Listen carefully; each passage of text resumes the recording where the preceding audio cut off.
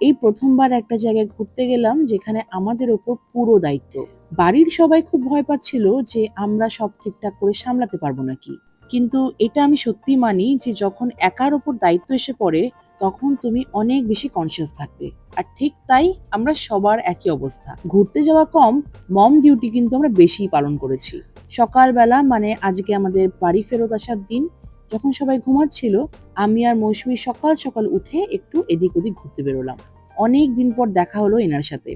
এসেই বলেছিলাম যে যদি একটুখানি লজ্জাবতী গাছ দেখতে পেতাম কি ভালোই না লাগতো। আর এনার দেখা পেলাম ফেরত আসার দিন। তাও ভালো, বেটার লেট দ্যান নেভার। এই গাছটা সচরাচর আর দেখাই যায় না। ছোটবেলায় যখন দেখতে পেতাম তখন সেখানে ঘন্টার পর ঘন্টা বসে সবকটা পাতাকে ওরকম নুয়ে যেতে দেখতাম। আমাদের এসব করতে দেখে হঠাৎ ইনি এলেন কিছু একটা বলতে। হয়তো টাটা করতে এসছে, কারণ বাড়ি ফেরার পর তো এনাদের সাথে আর দেখা হবে না। স্নিগ্ধ একটা সকাল, ফুরফুরে হাওয়া দিচ্ছে, কোনো গাড়ির আওয়াজ নেই, চারিদিকে ময়ূরের ডাক, সুন্দর সুন্দর পাহাড়, কি যে ভালো লাগছিল।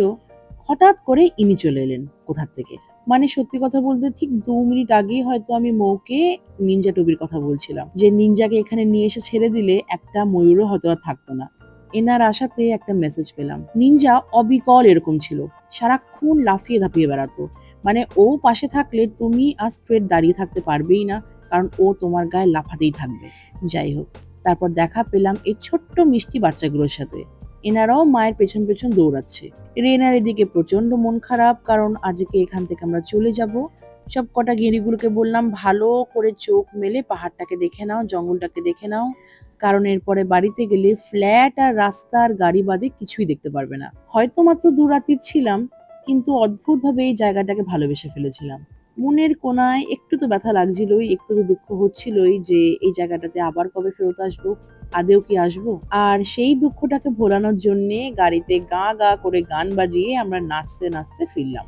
বেশ 4-5 ঘন্টার রাস্তা, কিন্তু ভয় লাগছিল যে রেনা কি করে থাকবে বা আর্য কি করে থাকবে। বাচ্চাগুলো তো একটুতেই বোর হয়ে যায়, কিন্তু ওরাও দেখলাম বেশ কোঅপারেট করলো। তারপর যখন কোলাঘাটে এসে পৌঁছালাম, সেই মেঘ করেছে আর সেই বৃষ্টি শুরু হয়ে গেল। এবার দেখি আর সময় এগোতে চায় না, রাস্তায় প্রচন্ড জ্যাম। মানে যেই রাস্তা আসতে আমাদের হয়তো 2-2.5 ঘন্টা লাগতো, সেই রাস্তা দেখাচ্ছে 3.5 ঘন্টা 4 ঘন্টা এরকম। ঠাকুর ঠাকুর করে আমরা বাড়ি পৌঁছালাম। আর এসেই দেখছি রেনার দাঁতটা যেটা প্রচন্ড নড়ছিল সেটা পড়ে গেল। রেনার মৌসুমী মিমি ওটাকে টেনে তুললো, কারণ দাঁতটা রেনাকে বড্ড বদর করছিল। খেতে পারছিল না, ওকে আমি খাওয়াতেও পারছিলাম না। আর অবাকভাবে রেনা কিন্তু এক ফোঁটাও কাঁদেনি, ওর নাকি সুড়সুড়ি লেগেছে।